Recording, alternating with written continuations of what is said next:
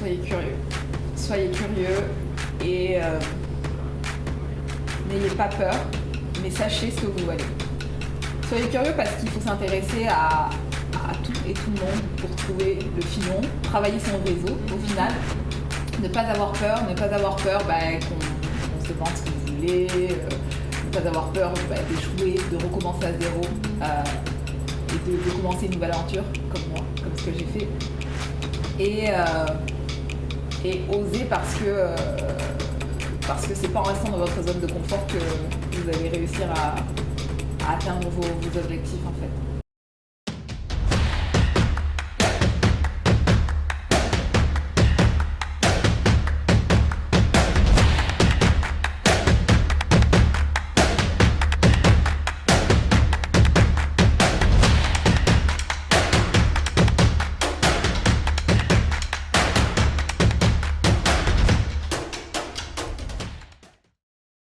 Mon nom est Michèle Camara, je suis française, d'origine guinéenne et béninoise. Je suis arrivée à Montréal en 2016, donc maintenant ça fait 4 ans que je suis ici. Puis depuis septembre 2020, je suis enfin résidente permanente du Canada. Et comment tu le trouves ici? J'aime beaucoup vivre au Québec. Ça a toujours été un rêve dans ma vie de vivre une partie de ma vie, en tout cas ici. C'était le rêve de ma mère quand elle était plus jeune. Puis voilà, je suis ici depuis 4 ans maintenant et je trouve ce pourquoi je suis venue. Et je me vois encore vivre ici Quelques temps après, tu peut-être... c'est tellement grand le monde. Il y a tellement de choses à voir. Retourner en Europe ou vivre sur d'autres continents, l'Afrique par exemple. Mais voilà, pour l'instant, sur un moyen long terme, je me vois plutôt ici. D'accord. Et ton background professionnel, ton éducation, tu as fait quoi en France, ici? J'ai toujours eu un fil conducteur, c'était, on va dire, l'international et l'interpersonnel, les échanges avec les gens. Je m'entends rêver d'être journaliste, puis c'est vrai que je me suis laissée un petit peu décourager. Finalement, j'ai décidé de faire de la communication. En fait, j'ai étudié d'abord en langues étrangères appliquées. J'ai appris sur le monde anglophone, le monde hispanophone. J'ai commencé en dernière année de licence à m'intéresser à tout ce qui était humanitaire. Je fais un stage au Pérou dans l'ONG Salut Social Pérou. Et puis en fait, je me suis rendu compte que c'était un petit peu difficile, que j'étais beaucoup trop sensible pour faire ce genre de travail où on est vraiment en contact avec les gens et leurs souffrances. Alors finalement, je me suis réorientée vraiment vers la communication. Et en fait, à la fin de mon master, j'ai eu l'opportunité de devenir chargée de coopération dans une université française, Aix-Marseille Université. Et là, j'ai découvert le monde des relations internationales en fait. Ça m'a beaucoup plu. Ça reliait un petit peu les deux mondes parce que j'étais en contact avec les gens, je m'intéressais au système d'éducation dans le monde entier, notamment asiatique. Puis à côté de ça, j'étais en relation avec encore une fois le monde entier, notamment le Japon, la Malaisie, tout ça. Et en fait, au bout de 2 ans, je me suis dit que c'était très sympa d'être chargée de coopération, mais que j'avais besoin de plus de challenge et surtout j'avais besoin de revenir ici au Québec. Et donc c'est là que j'ai trouvé mon poste en tant que chargée de l'espace Campus France au consulat de France à Montréal. Donc c'est le réseau diplomatique français. Donc là j'ai continué ma carrière, encore une fois c'était une mission de 2 ans dans les relations internationales. J'étais chargée de la promotion des études en France ici au Québec. Donc je faisais l'inverse, je disais aux Québécois allez étudier en France, c'est génial, ça va vous ouvrir des portes. Ce qui était assez facile parce que je crois vraiment aux échanges internationaux. Puis voilà, ensuite, au bout de ces 2 ans-là, ma mission était finie. Et il a fallu que commence mon expérience québécoise, ma vraie vie ici au Québec. C'est ça, une vraie adaptation. Une vraie adaptation parce que quand je suis venue avec un travail, j'étais dans le réseau français, j'avais mes amis. C'était très confortable. Ouais, j'ai eu le tapis rouge en venant, mon conjoint a eu un permis de travail, puis il est dans l'informatique, donc il a trouvé très rapidement. Je suis arrivée avec un mandat, donc pour 2 ans, je savais que j'avais du travail. Je suis venue donc, forcément, avec le travail vient des contacts et des collègues, des amis. C'était vraiment 2 ans où j'ai eu la vie assez facile au final. C'était pas vraiment l'immigrant qui débarque et qui n'a rien. Ok. C'était quoi la période de transition? Comment tu l'as trouvée? La période de transition a été beaucoup plus dure que ce que je pensais. Je fais des études en communication, je fais des études en relations internationales, puis j'étais habituée au choc culturel quand tu déménages. J'avais fait déjà plusieurs voyages, j'étais venue ici en 2012 étudier pour une année d'échange. Mais au final, j'étais pas préparée j'ai eu 3-4 mois de transition, mais ça a été des mois assez surprenants, parce que tu t'attends pas à ça, et assez difficile, et donc avec de la remise en question, mais j'ai pas lâché. Et je suis allée chercher justement de l'aide sur, ok, j'ai fait 2 ans ici, mais finalement je suis pas intégrée, comment je fais pour m'intégrer? Puis donc j'ai fait une session d'intégration à la CITIM pour connaître mieux le marché du travail québécois, parce que malgré mes 2 ans, vu que j'étais venue avec du travail, je connaissais pas c'était quoi la recherche. Et les gens qui t'entouraient, est-ce que c'était que des Français ou non? J'étais vraiment très entourée. Ok.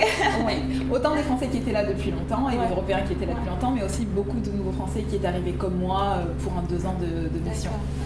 Et donc c'est vrai que c'est pas entre nous qu'on peut mieux s'aider sur les questions d'intégration au marché du travail.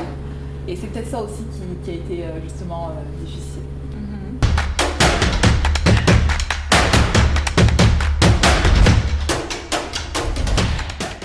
Et voilà, après le cours qui t'a pris, est-ce que c'est le cours qui t'a aidé ou c'est ta décision?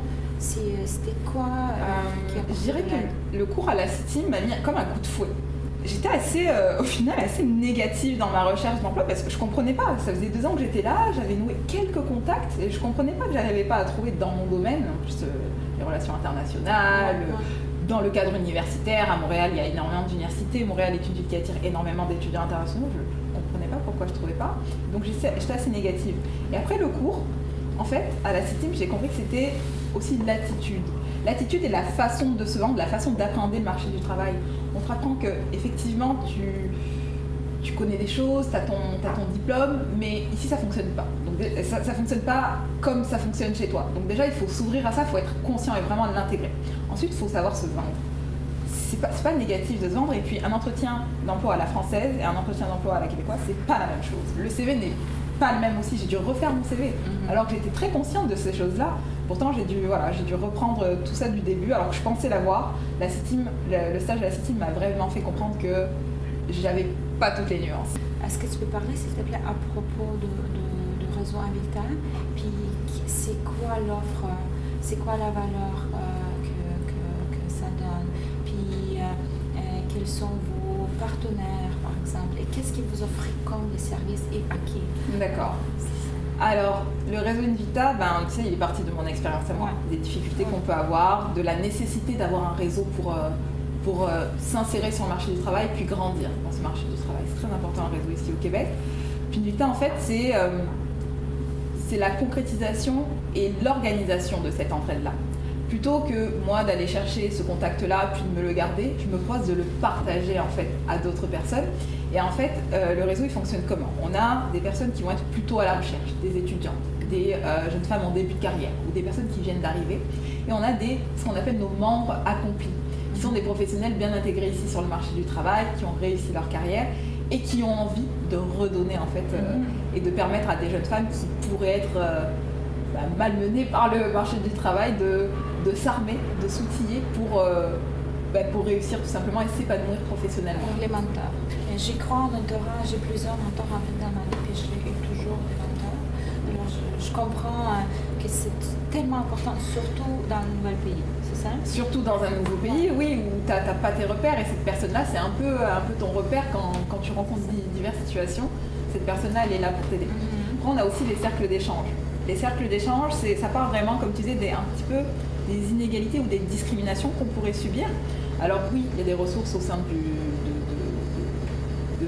nos emplois, oui, il y a tout un tas de ressources, mais parfois tu as juste besoin de parler à quelqu'un qui a connu cette situation-là. Et d'en parler aussi, on a besoin parfois de se rassembler, juste de se dire, oui, moi aussi j'ai connu cette situation-là, tu n'es pas seul, voici comment j'ai dealé avec, et voici quelles sont les possibilités pour toi pour gérer cette situation-là. Maintenant, parle-moi un peu de ta vie professionnelle maintenant, puis tes projets peut-être pour le futur. Qu'est-ce que tu fais maintenant? Qu'est-ce que tu veux faire? Alors, oui, une des choses importantes aussi dans mon parcours de réintégration sur le marché professionnel québécois, c'est que j'ai dû adapter, changer un petit peu de carrière. J'ai dû, comme beaucoup d'immigrants au final quand ils viennent, ce qui n'est pas mauvais parce qu'on s'ouvre d'autres portes. Et donc en fait, j'ai commencé à travailler dans un cabinet d'avocats au recrutement étudiant. Donc il y avait toujours ce lien avec les étudiants, mais avec un volet RH. J'étais très curieuse des relations, des ressources humaines. Donc ça m'a permis de m'intéresser de plus près à ce domaine-là. En fait, à l'intérieur de cette entreprise-là, j'ai eu l'opportunité de travailler au marketing. Donc c'est un peu un retour aussi à mon profil communication. C'est vrai que j'ai dû délaisser le monde des relations internationales à contre-cœur, c'est vrai, mais en fait j'ai pris le parti de tirer le meilleur de ça et d'acquérir de nouvelles compétences. Donc aujourd'hui je suis coordonnatrice en marketing dans un cabinet d'avocats. Puis c'est ça, je capitalise sur mes compétences. J'ai décidé aussi de créer Invicta pour développer ces compétences, en acquérir de nouvelles. Puis voilà, j'ai bon espoir un jour que mes compétences en marketing serviront une institution internationale ou une organisation internationale. J'ai pas abandonné mon rêve de travailler dans ce domaine-là avec simplement de nouvelles compétences métiers, donc dans le marketing et la communication. Est-ce qu'il y avait une erreur que tu as fait pendant ton processus d'immigration que si tu savais, tu éviteras à tout prix? C'est de ne pas travailler mon réseau pendant les 2 ans où j'étais les ici. 2 premières années. Ouais, j'ai passé 2 ans ici à travailler. J'avais un poste où je rencontrais énormément de personnes. Puis je restais sur ma mission. Une fois que j'avais fait mon travail, je rentrais chez moi. J'en faisais pas plus en fait. Je faisais bien mon travail, mais je n'avais pas compris que la richesse aussi, c'était les relations qu'on arrive à nouer, même dans le cadre de son travail. J'ai toujours séparé ce que je fais au travail, mes relations au travail et mes relations de ma vie professionnelle. Ici, c'est séparé, mais quand même, il y a un lien en fait. Si tu veux t'épanouir professionnellement, il faut créer une relation solide et profonde avec tes partenaires. Absolument. C'est ça. Constant, il faut le nourrir. Faut le nourrir, ça ne s'arrête pas à un dossier et puis on passe à autre chose. Non, tu as travaillé avec quelqu'un derrière, dis-lui que tu as aimé travailler avec elle, pose-lui des questions, intéresse-toi à ce qu'elle fait, ne t'arrête pas à ton dossier en fait, va au-delà. C'est ça. Merci, très bien. J'espère que ça va être utile, mais absolument. J'ai pas de doute que ce conseil est super utile, mais pour n'importe quel immigré. De n'importe quel pays. En fait. De n'importe quel pays. Ouais. C'est... Bon, merci beaucoup, Michel. Merci à toi.